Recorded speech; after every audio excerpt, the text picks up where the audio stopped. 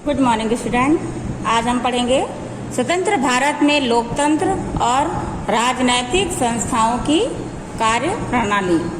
पिछले अध्याय में हमने पढ़ा कि भारतीय संविधान द्वारा शासन प्रशासन को चलाने के लिए कौन कौन से ढांचे बनाए गए हैं, ये ढांचे क्या क्या कार्य करते हैं, वह इनके आपसी संबंध किस प्रकार के हैं। इस अध्याय में हम यह जानने की कोशिश करेंगे कि स्वतंत्रता के बाद भारत में लोकतांत्रिक राजनीति जमीनी स्तर पर किस तरह से आगे बढ़ी है।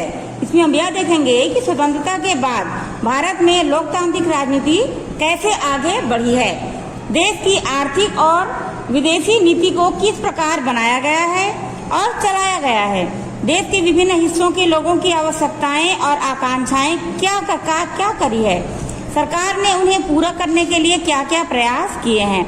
हम इसका विश्लेषण करेंगे। इस अध्याय में हम क्या क्या पढ़ेंगे कि स्वतंत्रता के बाद भारत में लोकतांत्रिक राजनीति किस तरीके से आगे बढ़ी है, देश की आर्थिक और विदेश नीति किस तरह से बनाया गया है और चलाया गया है। संविधान में एक साथ कई लक्ष्यों को पूरा करने का प्रयास किया गया था। इन लक्ष्यों में लोकतंत्र को क्रियाशील व जीवंत बनाना, देश का राजनीतिक रूप में एकीकरण करना तथा बड़े पैमाने पर ऐसे ढांचों को निर्मित व मजबूत करना जिनके द्वारा आवश्यक सामाजिक और आर्थिक बदलाव सुनिश्चित किया जा सके। इन लक्ष्यों की प्राप्ति के लिए समुचित ढांचों को बहुत कम समय में आकार देकर इन्हें क्रियाशील बनाया गया था। देखते हैं पहला आम चुनाव कब हुआ था? 1952 में। पहला आम चुनाव हुआ था 1952 में। भारत के नए संविधान के अनुसार पहले आम चुनाव आयोजित करना भारतीय लोकतंत्र की स्थिरता और सफलता के लिए महत्वपूर्ण चुनौती था। भारत में स्वतंत्रता के बाद पहली बार कब आम चुनाव हुआ था?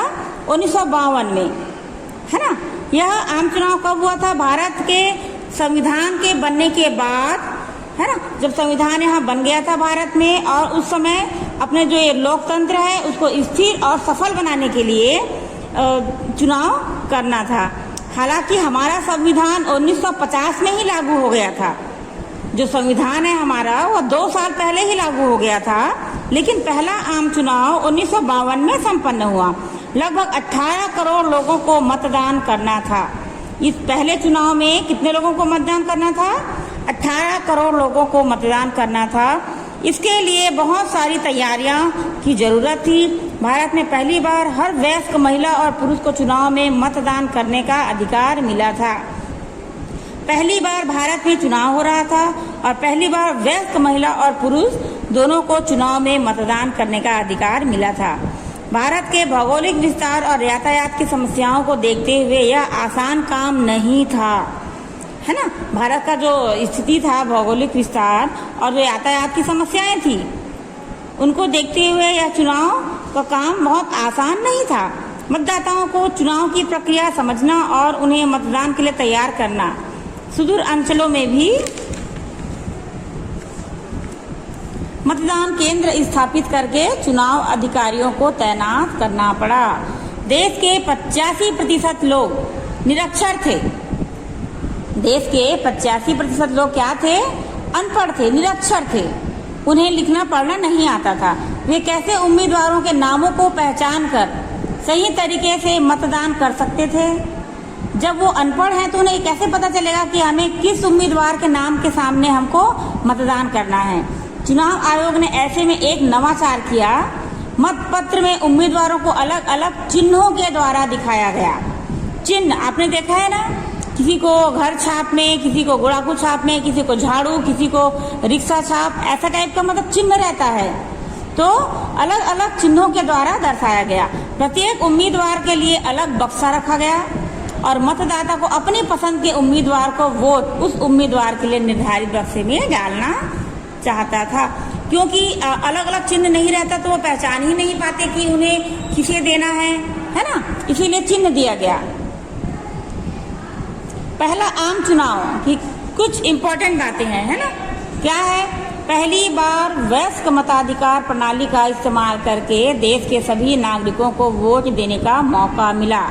क्या हुआ? पहला चुनाव में देश में पहली बार वयस्क जो मताधिकार हैं, चाहे महिला हो चाहे पुरुष हो, उन लोगों को पहली बार सभी नागरिकों को वोट डालने का मौका मिला। कहाँ? स्वतंत्र भारत में, है ना। स्वतंत्र भारत में पहली बार चुनाव में उन लोग को वोट डालने का मौका मिला।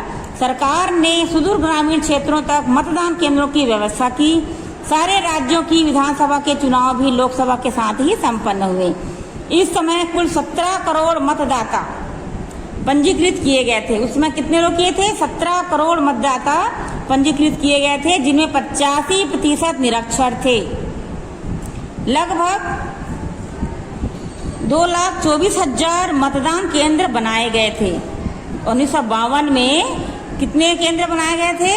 2,24,000 मतदान केंद्र बनाए गए थे। करीब प्रत्येक 1,000 व्यक्तियों पर एक मतदान केंद्र बनाया गया था। लगभग 10 लाख अधिकारियों के चुनाव की प्रक्रिया में तैनात किया गया था।